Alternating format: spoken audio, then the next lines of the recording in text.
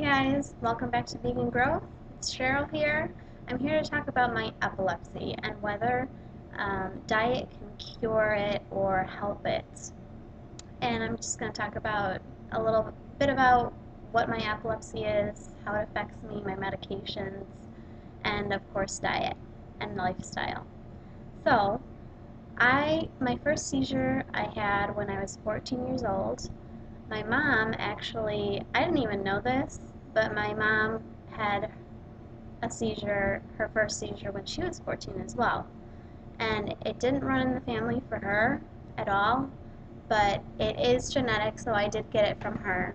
But we don't know where she got it. We have no idea because no one else had epilepsy.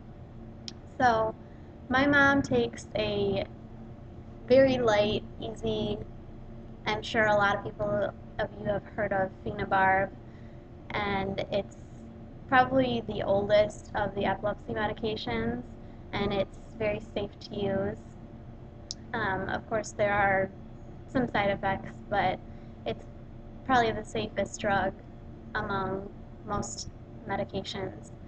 But I have what's called JME, or Juvenile Myoclonic Epilepsy, and I not only have the grand mal seizures, which most people know about, but I also have myoclonus, which are basically twitches, and they can be small twitches.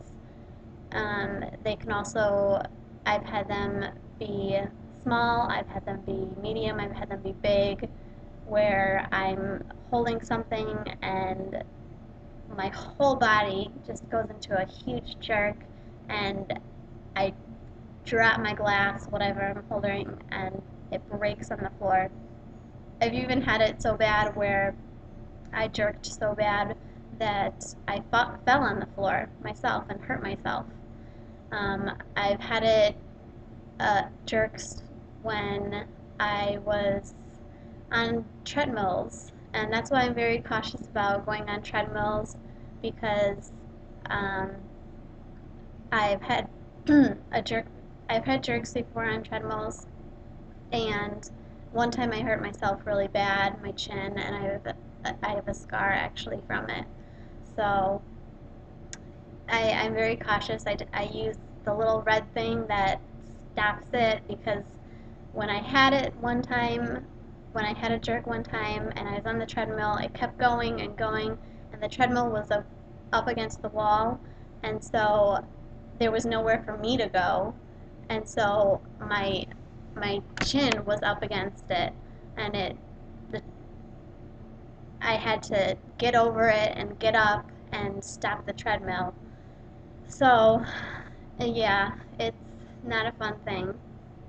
Anyway, JME is classified as people who get epilepsy, their first seizure, whatever, between the ages of about 5 to 16.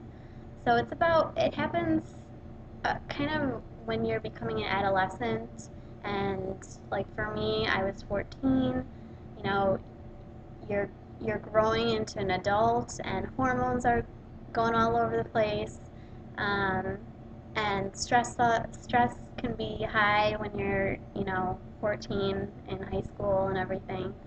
So yeah, it that's when it starts. The things that affect my epilepsy are alcohol, which I limit. I don't drink very much alcohol at all. Um, stress. Stress is a big thing. Um, trying trying to keep my stress level down is very important. Sleep.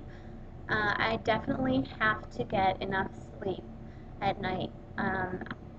I probably, because I work so much and everything, I probably get about 7 or 8 hours, but I would love to get, you know, 10, 10 hours of sleep is good. And if I get 10 hours, I don't really need a nap. But if I get, the 7 to 8 hours that I usually do get, I end up taking a nap, and it's at least an hour. Can be, if I wanted it to be, it could be 2.5 hours. And they say you shouldn't take a nap for more than like 15 minutes, but for me, I really need it, especially if I don't get enough sleep during the night. So, um, yeah, that affects it as well. Hormones can affect it as well, and that's why they say that it tapers off after you're around when you're in your 40s, and that could be due to hormones like decreasing. I'm not really sure. So anyway, I went for about 6 years, so from 14 until I was 20. I didn't have a seizure, a grand mal seizure, for 6 years. And that's common. It's also common for people not to have myoclonic jerks, um, or, twitches for 1 to 9 years after you have your first seizure. So I didn't have jerks. I wasn't even on medication for a couple years after I had my first seizure. But I eventually went on medication. I started off on a medication called zonisamide, and that was kind of my go-to medication for a while. And then my epilepsy got a little worse, and so we tried different medications, and they didn't really work. Or I was like one of them I'm allergic to. I got this crazy skin rash, um, and one of them they didn't even think about giving me because I was so young. It's a medication that there are a lot of bad side effects. It's a Class D medication for pregnant women, so at all costs, neurologists want women to avoid this medication when you're pregnant. Um, it also can, so it can cause birth defects. It can cause ovarian cysts. It makes you gain weight. It makes you very, very tired. I did end up taking this medication for a year, and I was very tired. I gained a lot of weight. And I ended up saying, you know what, it worked for me. It really did. But I said, no, I can't do this anymore because of all the side effects. You have to get blood tests every 6 months to make sure your blood is okay and to make sure that your liver is doing well. I mean, the medication itself is just, it's a little dangerous, but it's the one that really works for people with JME. Um, anyway, I was off that medication and I was on a different one for a while. I think I went back to zonisamide. I had my daughter, and I had a couple, probably 2 seizures or so when I was pregnant with her. Um, and but she turned out perfect. I mean, she skipped. She's so smart. Everyone always said she was so smart, growing up, and she has so much energy. She skipped kindergarten. She was tested out of kindergarten, and she is at the head of her class in first grade, even though she's the youngest. She's just extremely, just a smart aleck. So, even though I did have seizures while I was pregnant, it didn't affect her. So, um, I ended up, when my husband went into, like in my last video I told you, he went into ICU after 3 months after we got married. He had double pneumonia and the coronavirus. He had a 10% chance of survival. My stress level went way up, obviously, and I was tired as well because I was up during the middle of the night. So stress, tiredness, just all this stuff going on. I was crazy. And so within 24 hours of him being admitted into the hospital, I was admitted for having a seizure. So I decided, you know what, I hadn't been driving because I was having seizures, and I hadn't been driving for about 5 years, and not only did I want to be seizure-free for my husband, my family, but I also wanted to, and for working as well.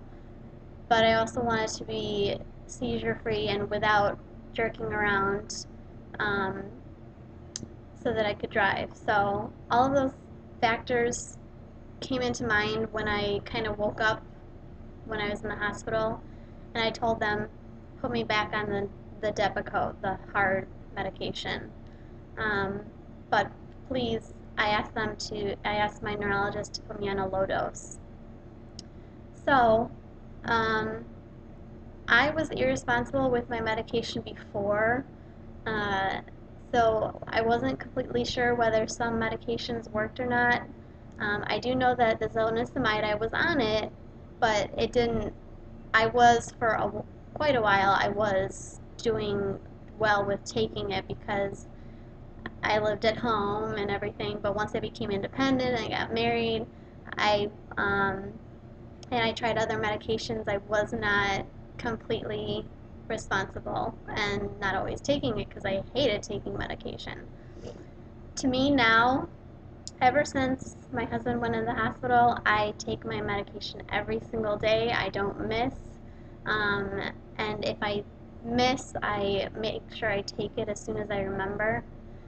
Um, but I wanted to get pregnant, and back in the fall of 2014, so I don't know, 6 months ago or something, I told my neurologist that I wanted, I've been thinking about getting pregnant, and me and my husband have been talking about it. So he he said, well, why don't you see another neurologist that he recommended.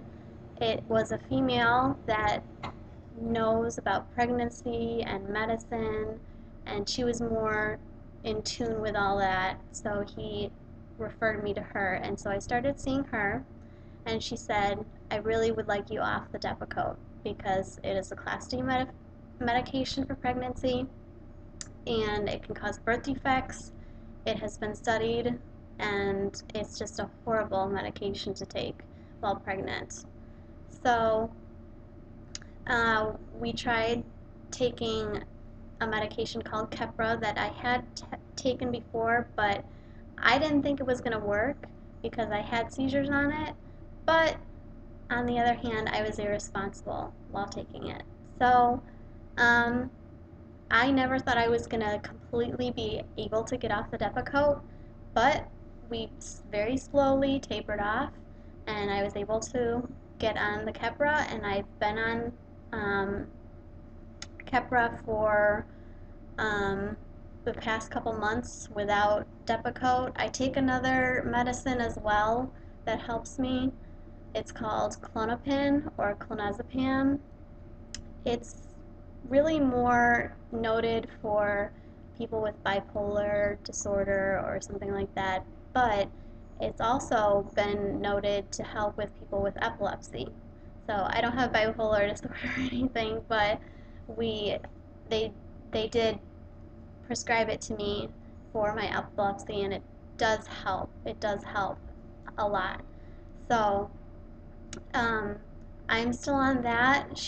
But my neurologist would like me to be on a singular one medication, and so she would like me to taper off of the clonazepam and just be on Keppra. Um, it's crazy being on all these medications, I know.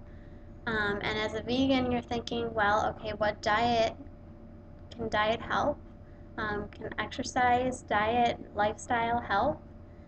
Well, there is one diet called the ketogenic diet. It's very similar to the Atkins diet. Um, and the problem, there's two problems. One of them is it's recommended 80 to 90% fat from your calories. So you can eat pretty much as much fat as you want, but also it's a low carb diet. Low carb, high fat, very similar to the Atkins diet. Very unhealthy. So high fat dressings, meat, mayonnaise products, just a lot of stuff that is bad for your health, even though it may help, and it has helped people with epilepsy. It, I don't think it's worth the risk, you know. Um, and also, the second problem is that it's really more, it works more really in children, and that's where the focus is, and it does help children, but in adults it's not as effective. So, both of those work against me, and the vegan diet, while it makes me healthy, it's not going to do anything for my epilepsy, unfortunately. So, I right now I am taking my medication, and I'm hoping to get pregnant. We'll see. We have a lot of things going on right now, so but we have talked about, we always wanted to have a child together, me and my husband, um, and we've talked about it for a long time, and it's kind of past the due date of when we wanted to have a child. So um, we'll see what happens. But like I said, so you know, diet really doesn't do anything for me, and basically having epilepsy, not the diet, veganism doesn't cure every disease, every problem there is. I wish it did, but it's it doesn't cure epilepsy, unfortunately. So anyway, um, this is my life. I have to take medicine. I am confined to it. It is my lifeline. Otherwise, I have seizures, grand mal seizures. And then I also have major twitches. And I can also have what is, I'm not sure if it's called tonic-clonic, but there's another thing that I've had not too often. I remember it. I remember once, but I think I've had it more than once. Where I remember sitting on a bus. I was in college, sitting on a bus, and I was heading home. It was the college buses that go round and round and everything to different dorms and different areas around campus or close to campus. And I actually went to stores too. They had all different kinds of buses, so it was great, even though I couldn't drive, having that system. But anyway, I was in the bus, and I just, I was conscious, unlike a grand mal seizure when you're unconscious. I ended up staying conscious, and I knew I was in a bus, but I'm like, what am I doing on the bus? Where am I going? It lasted about 5 to 10 seconds, and I'm like, trying to get my brain focused and back to normal. And I eventually, after 5 or 10 seconds, I'm like, okay, I know where I am. I know where I'm supposed to be going. And thankfully, it didn't last too long because my stop was like um, just a couple 100 feet away, and so I had to, press the thing to have the bus driver stop. And so that's something else that I have had, but it's more the grand mal seizures and the twitches that affect me. So yeah, most people know about the grand mal seizures, but they don't know that there are different seizure types, and they don't know, that diet can't cure it, and it's really maintainable by medication. So if you have any questions, you can put them in the comments below, and if you have any questions for me or comments, just leave them below, and I'll provide a link on juvenile myoclonic epilepsy below. Please like my Facebook page as well. I have a Facebook page, Vegan Growth, and please like and subscribe this video. I Hope to see you next time, and we'll be making a video in the coming week as well. So thank you and have a great week.